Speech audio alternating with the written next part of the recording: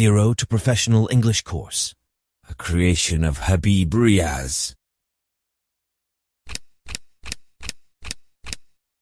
Lesson 51, Urdu to English Practice, Part 20, The Greedy Son.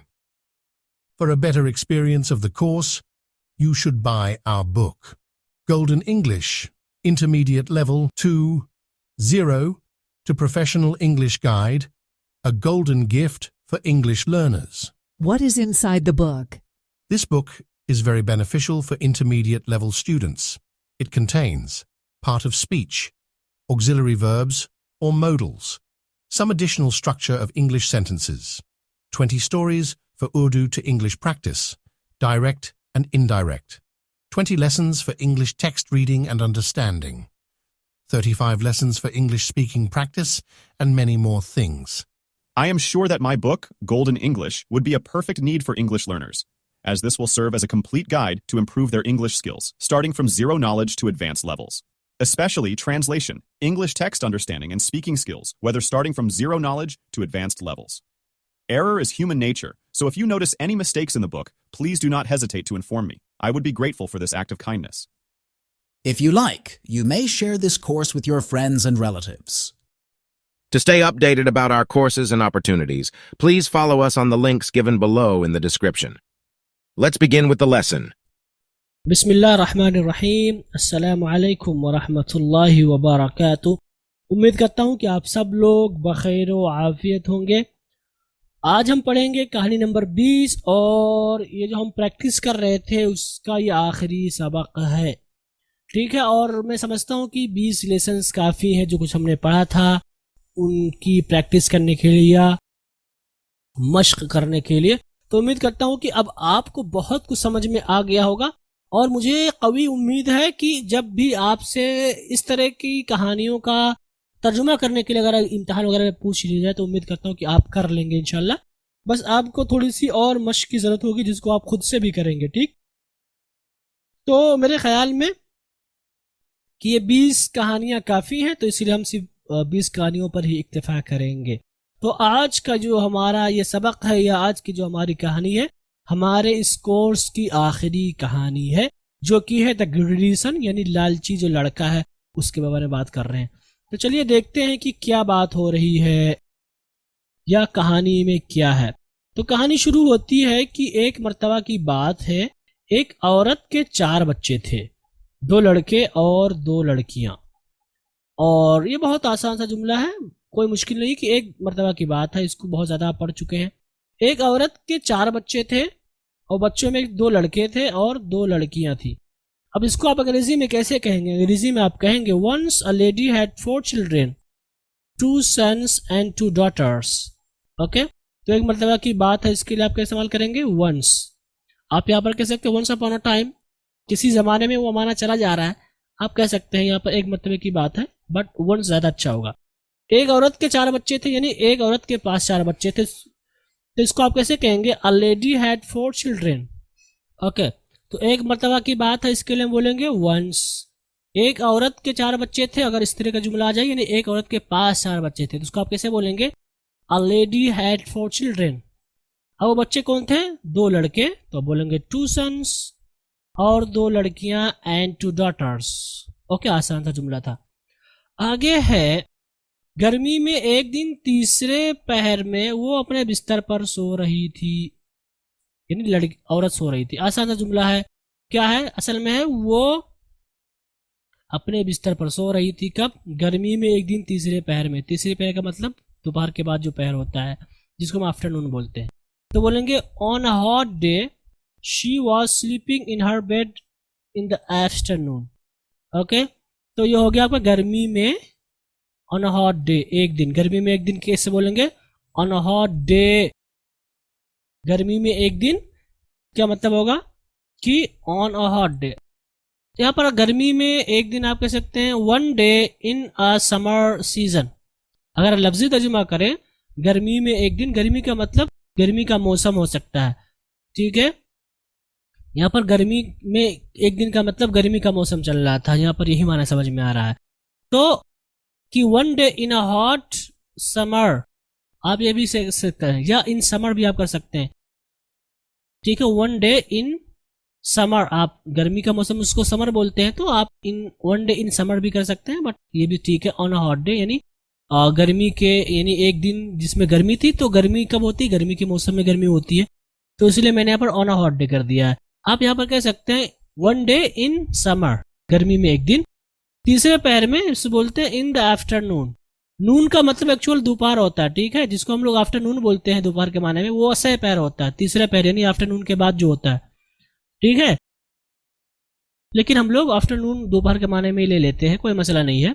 तो गर्मी में ऑन अ हॉट डे, एक दिन तीसरे पैर में अपने बिस्तर पर सो रही थी। She was sleeping in her bed, यहाँ पर इन हर बेड ही इस्तेमाल करते हैं, ठीक है, यहाँ पर आया हुआ है, ये आपकी उर्दू की ताबीर है, बट एक्चुअल में ऑन हर बेड नहीं बोलेंगे, बल्कि आप इन हर बेड बोलेंगे। और ये चीज़ आप ज़हन में बिठा लें, हो सकता है आपसे पूछ ही लीजिए एग्जाम वगैरह में, तो आप यहाँ पर इन बोलेंगे, ओके। तो गर्मी में एक दिन तीसरे पहर में वो अपने बिस्तर पर सो रही थी, इसको आप कैसे बोलेंगे, इसको आप बोलेंगे on a hot day she was sleeping in her bed in the afternoon, okay. फिर क्या हुआ, उसने कुछ उम्दा सेब और दूसरे फल खरीदे थे, जिन्हें उसने अपने कमरे में एक ऊंची अलमारी के ऊपर एक टोकरी में रख दिया था। इसमें बहुत सारे जुमले हैं। उसने कुछ उम्दा सेब और दूसरे फल खरीदे थे, यह आसान सा जुमला है। उसके बाद क्या हुआ था, जिन्हें उसने अपने कमरे में एक ऊंची अलमारी के ऊपर एक टोकरी में रख दिया था। तो असल में जिन्हें उसने एक टोकरी में रख दिया था, टोकरी कहाँ थी, एक ऊंची अलमारी पर, और अलमारी कहाँ थी, कमरे में, ठीक है। तो इसको हम इसी के एतबार से बनाएंगे। तो ये हमारा जुमला अंग्रेजी में बनेगा, she had bought some nice apples and other fruits. क्या तर्जुमा हो जाएगा कि उसने कुछ उम्दा सेब और दूसरे फल खरीदे थे, इसको आप बोलेंगे she had bought some nice apples and other fruits. यहाँ पर आप वगैरह हैड की भी ला सकते हैं, यानी खरीदे थे यहाँ पर आ जाता है, बट चूंकि पास्ट की बात चल रही, काम हो चुका था, तो उसको बतलाने के लिए हम पास्ट परफेक्ट का ही इस्तेमाल करते हैं। तो बेहतर है कि हम पास्ट परफेक्ट लाएं, तो हम बोलेंगे She had bought some nice apples and other fruits। अब उसकी खुसूसियत बता रहे हैं कि जिन्हें उसने अपने कमरे में एक ऊंची अलमारी के ऊपर एक टोकरी में रख दिया था। तो असल में उसने एक टोकरी में रखा था। टोकरी कहाँ पे थी, टोकरी आपकी ऊंची अलमारी में थी, और ऊंची अलमारी कहाँ थी, उसके कमरे में थी। उसके एतबार से ही हम बनाएंगे, तो बोलेंगे which she placed in a basket on a high shelf in her room, right. तो यहाँ पर उसने किस में रखा, उसको पहले लाएंगे, उसमें एक टोकरी में रखा। अब टोकरी कहाँ थी, ऊंची अलमारी पर थी, इसकी अंग्रेजी लाएंगे, और अलमारी कहाँ थी, उसके कमरे में थी। उसके बाद हम इसकी अंग्रेजी लाएंगे, तो इस तरह हो जाएगा प्लेस्ड। प्लेस का मतलब होता है रखना, यहाँ पर आप पुट भी ला सकते हैं, शी प्लेस्ड आप यहाँ पर ला सकते हैं शी पुट, ओके। तो जिन्हें उसने अपने कमरे में एक ऊंची अलमारी के ऊपर टोकरी में रख दिया था, which she place in a basket, ठीक है, उसने टोकरी में रख दिया था। टोकरी कहाँ थी, ऊंची अलमारी पर, ऑन हाई शेल्फ, और अलमारी कहाँ पर थी, उसके कमरे में, तो इन हर रूम, राइट। तो हमारा जुमला बना, उसने कुछ उम्दा सेब एक और दूसरे फल खरीदे थे, इसको हम बोलेंगे she had bought some nice apples and other fruits, जिन्हें उसने अपने कमरे में एक ऊंची अलमारी के ऊपर एक टोकरी में रख दिया था, which she placed in a basket on a high shelf in her room, okay. अब आगे चलते हैं, और आगे है सबसे बड़े लड़के ने ऐसा करते हुए देख लिया था, वो बहुत लालची था, ठीक। तो बहुत आसान जुमला है कि सबसे बड़े लड़के ने उसे ऐसा करते हुए देख लिया था, वो बहुत लालची था, आसान सा जुमला है। तुम बोलेंगे the eldest son had seen her doing so, he was very greedy, okay. तो सबसे बड़े लड़का इसको बोलते हैं एल्डेस्ट सन, उसने देख लिया था, हैड सीन हर ऐसा करते हुए, डूइंग सो किस हालत में, डूइंग सो ये करते हुए, ऐसा करते हुए देख लिया था, डूइंग सो, ओके। तो सबसे बड़े लड़के ने ऐसा करते हुए देख लिया था, इसको बोलेंगे the eldest son had seen her doing so. यहाँ पर असल में उसे ऐसा करते हुए देख लिया था, लेकिन उर्दू में चल जाएगा, बट अंग्रेजी में आपको हर लाना होगा, okay. So the eldest son had seen doing her doing so, और उसके बाद वो बहुत लालची था, इसको आप कैसे बोलेंगे, ही वॉज वेरी ग्रीडी, वो बहुत लालची था। आगे क्या हुआ, आगे है उसने फलों को चुरा कर अकेले ही खा लेने की ख्वाहिश की। तो असल में है कि उसने फलों को चुरा कर, पहले चुराएगा फिर उसके बाद अकेले ही खाएगा। ओके, तो उसने फलों को अकेले ही खाने की ख्वाहिश की चुरा कर। तो यहाँ पर दो काम होंगे, तो पहले हम चुराने को बोलेंगे फिर खाने को बोलेंगे। ओके, तो इस तौर पर हमारा जुमला बनेगा he desire to steal the fruits and eat them only. तो उसने फलों को चुरा कर ख्वाहिश की, he desire to steal the fruits और फिर खाने की ख्वाहिश की, and eat them only. Okay, तो ये हमारा जुमला बन गया, उसने फलों को चुरा कर अकेले ही खा लेने की ख्वाहिश की। इसको आप कैसे बोलेंगे? आप बोलेंगे he desire to steal the fruits and eat them lonely. Okay, आगे है वो चुपके से कमरे में घुसा और उसने देखा कि अलमारी ऊंची है और वो टोकरी तक नहीं पहुंच सकता है, इसलिए वो खड़ा होने के लिए एक स्टूल लाया। इसमें कई सारे जुमले हैं। वो चुपके से कमरे में घुसा एक जुमला हो गया, और उसने देखा, ये दूसरा जुमला हो गया। क्या देखा? कि अलमारी ऊंची है, ये आपका दूसरा जुमला हो गया। और वो टोकरी तक नहीं पहुंच सकता, ये आपका अगला जुमला हो गया। इसलिए वो खड़ा होने के लिए एक स्टूल लाया, ये आपका अगला जुमला हुआ। तो सबसे पहले हम बनाएंगे वो चुपके से कमरे में घुसा। आसान सा जुमला है, कोई मुश्किल नहीं। तो बोलेंगे ही स्टील्सली इंटर्ड द रूम। ओके, वो कमरे में घुसा, ही इंटर्ड द रूम। कैसे? स्टील्सली, यानी एडवर्ब आ रहा है चुपके से। ठीक, उसके बाद क्या हुआ? और उसने देखा कि अलमारी ऊंची है, तो इसको हम बोलेंगे and he saw that the shelf was high. ठीक, यहाँ पर दैट शेल्फ वाज हाई कर दिया, इज अब भी आप कर सकते हैं, लेकिन चूंकि इनडायरेक्ट में आ जाता है इसलिए हमने वाज कर दिया, बट आप यहाँ पर इज भी कर सकते हैं। Okay, so he and he saw that the shelf was high, यहाँ पर आप इस भी कर सकते हैं, लेकिन इनडायरेक्ट हो गया था इसलिए हमने वाज कर दिया, जिसको आप डायरेक्ट इनडायरेक्ट में पढ़ेंगे। ओके, और उसने देखा कि अलमारी ऊंची है, and he saw that the shelf was high. उसके बाद क्या हुआ? और वो टोकरी तक नहीं पहुंच सकता है। ठीक, तो बोलेंगे and he could not reach the basket. Okay, तो यहां पर सकना आया है और यहां पर हमने कुड कर दिया है। इसकी वजह यह है कि ये जो बात कही जा रही है इनडायरेक्ट स्पीच में है, और आप इसको इनडायरेक्ट स्पीच में पढ़ेंगे कि कैन को हम कुड में बदल देते हैं, इसलिए हमने कुड कर दिया। आप कैन भी ला सकते हैं। ठीक है, and he can not reach the basket, तो सकने के लिए हम कैन लाएंगे, और रीच का मतलब पहुंचना। यहाँ पर टू नहीं लाएंगे क्योंकि डायरेक्टली रीच आया हुआ है, और यहाँ पर तक का माना हो जाता है। अगरचे अंग्रेजी उर्दू में तक जरूरी है, लेकिन यहाँ पर बगैर टू के चल जाएगा। ओके, तो उसने क्या देखा? और ये भी देखा कि वो टोकरी तक नहीं पहुंच सकता, तो इसको बोलेंगे and he could not reach the basket. And he can भी आप कर सकते हैं, नो प्रॉब्लम।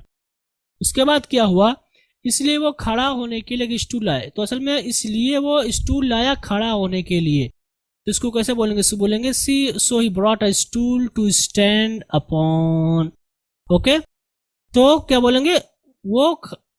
इसलिए वो खड़ा होने के लिए स्टूल लाया, तो इसलिए वो स्टूल लाया, बोलेंगे सो ही ब्रॉट अ स्टूल। मकसद क्या था? खड़ा होना, टू स्टैंड अपॉन, यानी उस पर खड़ा होने के लिए। ओके, तो इसलिए वो खड़ा होने के लिए स्टूल लाया, so he brought a stool to stand upon. Okay guys, तो हमारा जुमला है चुपके से कमरे में घुसा, he stealthily entered the room, और उसने देखा कि अलमारी ऊंची है, and he saw that the shelf was high, और वो टोकरी तक नहीं पहुंच सकता है, एंड ही कुड नॉट आप कह सकते हैं, and he can not reach the basket, इसलिए वो खड़ा होने के लिए स्टूल लाया, so he brought a stool to stand upon. Okay, आगे चलते हैं। आगे है उसने टोकरी को पकड़ने की बहुत कोशिश की लेकिन गिर पड़ा, फल भी फर्श पर बिखर गए।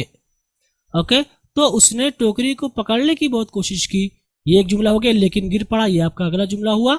उसके बाद है फल भी फर्श पर बिखर गए, ये आपका अगला जुमला होगा। तो हम इसको बनाएंगे He strived very much to take hold of the basket but fell down. Okay, तो उसने बहुत कोशिश की, इसको आप कैसे बोलेंगे? He strived very much, आप यहाँ पर कह सकते हैं he strived very hard, आप यहाँ पर कह सकते हैं he tried very much, आप कह सकते हैं he tried very hard। strive का मतलब कोशिश करना, यानी मेहनत के साथ, और try का मतलब कोशिश करना भी होता है। ठीक, किस लिए? to take hold of the basket, टोकरी को पकड़ने के लिए। होल्ड द बास्केट का मतलब टोकरी पकड़ना, तो to take hold of the basket, टोकरी को पकड़ने की कोशिश की। ओके, तो उसने टोकरी को पकड़ने की बहुत कोशिश की, इसको आप कैसे कहेंगे? हम कहेंगे he strived very much to take hold of the basket, लेकिन गिर पड़ा, बट फेल डाउन। ठीक, फल भी इस फर्श पर बिखर गए, तो इसको आप बोलेंगे अंग्रेजी में the fruits also spread over the floor. Okay, the fruits, फल भी स्प्रेड बिखर गए ओवर द फ्लोर, फर्श पर। ऑन द फ्लोर कहने की जरूरत नहीं, ओवर द फ्लोर हो जाएगा, क्योंकि फल गिरेंगे तो एक ही जगह पे नहीं रहेंगे बल्कि बिखर जाएंगे ना, तो यहाँ पर हम ओवर द फ्लोर इस्तेमाल करेंगे। तो फल भी फर्श पर बिखर गए, इसको अंग्रेजी में कहेंगे the fruits also spread over the floor. Okay guys, तो उसने टोकरी को पकड़ने की बहुत कोशिश की लेकिन गिर पड़ा, इसको अंग्रेजी में हम कहेंगे he strived very much to take hold of the basket but fell down। फल भी फर्श पर बिखर गए, the fruits also spread over the floor। Okay, आगे है माँ नींद से चौंक कर उठी और वो सब कुछ जान गई। तो असल में माँ नींद से चौंक कर उठी एक जुमला हो गया, और सब कुछ जान गई आपका दूसरा जुमला, इसको हम अंग्रेजी में कहेंगे the mother was started from sleep and she knew what had happened. Okay, तो माँ नींद से चौंक कर उठी, इसको हम बोलते हैं अंग्रेजी में the mother was startled from sleep. तो स्टार्टर फ्रॉम स्लीप का मतलब होगा नींद से उठना चौंक कर। तो यहाँ पर पास्ट की बात चल रही है, आपका सब्जेक्ट बन रहा है हेल्पिंग वर्ब और आपका वर्ब है, और ये रिलेटेड टू द वर्ब है। ओके, तो नींद से चौंक कर उठने के लिए बोलते हैं started from the sleep. Okay, तो माँ नींद से चौंक कर उठी, इसको आप कैसे कहेंगे अंग्रेजी में? अंग्रेजी में हम कहेंगे the mother was startled from sleep, और वो सब कुछ जान गई, and she knew what had happened. यहाँ पर हमने कर दिया व्हाट हैड हैपेंड, यानी जो कुछ हुआ था, और यहाँ पर है सब कुछ, तो आप यहाँ पर कह सकते हैं and she knew everything. And she knew everything, वो सब कुछ जान गई, लेकिन यहाँ पर बेहतर है कि जो कुछ हुआ था उसको जान गई। तो अंग्रेजी में अगर आप ये वाला कर देते हैं जो कुछ हुआ था उसको जान गई, तो भी बहुत अच्छा होगा। और यहाँ पर सब कुछ है, यहाँ पर भी आप कह सकते हैं और जो कुछ हुआ था सब जान गई, लेकिन ये आपकी उर्दू की ताबीर है कि आप इसी तरह अगर कहें वो सब कुछ जान गई तो ज़्यादा अच्छा है, बट अंग्रेजी की जो ताबीर होगी उसमें अगर आप कहते हैं what had happened she knew तो ज़्यादा अच्छा होगा। ओके, तो इस तौर पर हमारा जुमला होगा माँ नींद से चौंक कर उठ गई, the mother was started from sleep, और वो सब कुछ जान गई, and she knew what had happened, और and she knew everything. Okay, उसके बाद है उसने लड़के को चोरी करने के जुर्म में दीवार की तरफ मुंह करके स्टूल पर खड़ा कर दिया और फल अपने दूसरे बच्चों को बांटने लगी। ओके, तो असल में सबसे जुमला उसने लड़के को चोरी करने के जुर्म में दीवार की तरफ मुंह करके स्टूल पर खड़ा कर दिया। असल में उसने लड़के को स्टूल पर खड़ा कर दिया दीवार की तरफ मुंह करके चोरी के जुर्म में, ये असल जुमला है। ठीक है, और फल अपने बच्चों में बांटने लगी, ये आपका आसान सा जुमला है। तो इस तौर पर हमारा जुमला बनेगा she made the boy stand up on the stool facing the wall in the act of stealing. ठीक, तो उसने लड़के को स्टूल पर खड़ा कर दिया, she made the boy stand up on the stool, उसने लड़के को स्टूल पर खड़ा कर दिया। कैसे बोलेंगे? She made the boy stand up on the stool. Stand up का मतलब खड़ा होना, लेकिन किसी को खड़ा करने के लिए आपने पढ़ा था मेक या गेट। मेक समवन जैसे होता राइट का मतलब लिखना, लेकिन अगर आप कहें मेक राइट तो इसका मतलब होगा लिखाना, लिखवाना। ठीक है, या लिखाना या लिखवाना, तो यहाँ पर खड़े कर देना। तो she made the boy stand up on the stool, उसने लड़के को स्टूल पर खड़ा कर दिया दीवार की तरफ मुंह करके। ये हालत है कैसे? Facing the wall. ठीक है, फेस द वॉल का मतलब, फेस का मतलब चेहरा करना, रुख करना, तो ये दीवार, the wall facing the wall, यानी दीवार की तरफ उसका चेहरा था। चोरी करने के जुर्म में, इन द एक्ट ऑफ स्टीलिंग। जुर्म का मतलब, एक्ट का मतलब काम होता है। इन द क्राइम अगर आप कह देते हैं तो थोड़ा सा बड़ा माना पाया जाता है, क्राइम नहीं कहेंगे, एक्ट यानी जुर्म में, यानी मतलब काम में, यानी इतनी बड़ी भी चोरी नहीं थी। घर में तो ऐसा हो जाता है, सबके घर में मेरे ख्याल में होता है, बड़े भाई या कम से कम छोटा भाई तो कर ही देता है, तो इसको आप इतना बड़ा जुर्म ना माने, इसलिए हमने क्राइम नहीं कहा है बल्कि एक्ट कहा है। ठीक है, नहीं जो कुछ उसने किया था, शरारत की थी, इसको हम बोलते हैं एक्ट ऑफ द स्टीलिंग। यहाँ पर इसलिए हमने जुर्म के लिए क्राइम इस्तेमाल किया, एक्ट ही ज्यादा अच्छा होगा। ओके, तो इन द एक्ट ऑफ स्टीलिंग यानी चोरी के जुर्म में। और उसके बाद क्या किया? And begin to distribute the fruits among her other children, और है और फल बांटने लगी, ये इसी जुमला ना, और वो फल बांटने लगी। यहाँ पर लगने का मतलब स्टार्टेड। सो एंड बिगेन आप यहाँ पर कह सकते हैं स्टार्टेड, और टू डिस्ट्रीब्यूट आप यहाँ पर डिस्ट्रीब्यूटिंग भी कर सकते हैं आईएनजी के साथ, okay. And begin to distribute, और वो बांटने लगी क्या, द फ्रूट्स, फल, यहाँ पर अमंग हर अदर चिल्ड्रेन, अपने दूसरे बच्चों को। तो यहाँ पर अपने दूसरे बच्चों को आया, लेकिन यहाँ मतलब अपने दूसरे बच्चों में असल, इसलिए हमने पढ़ दिया अमंग हर अदर चिल्ड्रेन, यानी अपने दूसरे बच्चों के दरमियान। तो ये आपकी उर्दू की ताबीर है, आप उर्दू में ऐसे बोलेंगे, आप कह सकते हैं अपने दूसरे बच्चों के दरमियान बांटने लगी, और आपका अपने दूसरे को बांटने लगी, ये भी सही है, ओके गाइस। तो उसने लड़के को चोरी करने के जुर्म में दीवार की तरफ मुंह करके स्टोर पर खड़ा कर दिया। इसको आप कैसे कहेंगे, इसको हम कहेंगे अंग्रेजी में, she made the boy stand up on the stool facing the wall in the act of stealing, और फल अपने दूसरे बच्चों को बांटने लगी, एंड स्टार्टेड और and begin to distribute the fruits among her other children. Okay guys, तो ये हमारी कहानी थी, और उम्मीद करता हूँ कि कहानी आपको समझ में आई होगी। और हकीकत है इस कहानी की कि हर घर में ऐसा होता है, बच्चे होते हैं शरारत करते हैं, हमारे ख्याल में आप भी कभी ऐसा किए होंगे, ओके। मैंने तो किया है, मैंने तो किया, बचपन में ऐसा होता है, कोई चीज़ हो गया, खा लिया किसी और का हिस्सा, तो बचपना रहता है, शरारतें होती हैं, कोई बहुत बड़ा मसला नहीं है, इसलिए इसको बहुत ज़्यादा ना बनाया जाए, बहुत बड़ा जुर्म ना बनाया जाए, होता है हर किसी के घर में, ओके। खासकर मेरा जो छोटा भाई वो अभी भी ऐसा करता है कि अम्मी कुछ रखती हैं, वो पता चला कि खा के बैठा है, क्या कर सकते हैं। तो ये चीज़ें कहानी है, तो उम्मीद करता हूँ कि आपको समझ में आया होगा ये सब कुछ स्ट्रक्चर और जुमले। अब यहीं पे हम रुकते हैं, और खुशी की बात यह है कि हमारा ये जो हिस्सा है उर्दू से अंग्रेजी प्रैक्टिस का यहीं पर ख़त्म हुआ। अब इंशाल्लाह हम डायरेक्ट इनडायरेक्ट पढ़ेंगे और वहाँ पर हम उसको समझेंगे, और आपसे गुजारिश करूंगा कि आप और भी ज़्यादा प्रैक्टिस करें, क्योंकि मैं आपको पहले बता चुका हूँ कि एक जो टीचर होता है वो आपको सिर्फ रास्ता दिखा सकता है, आपको सारी चीज़ें नहीं बता सकता है।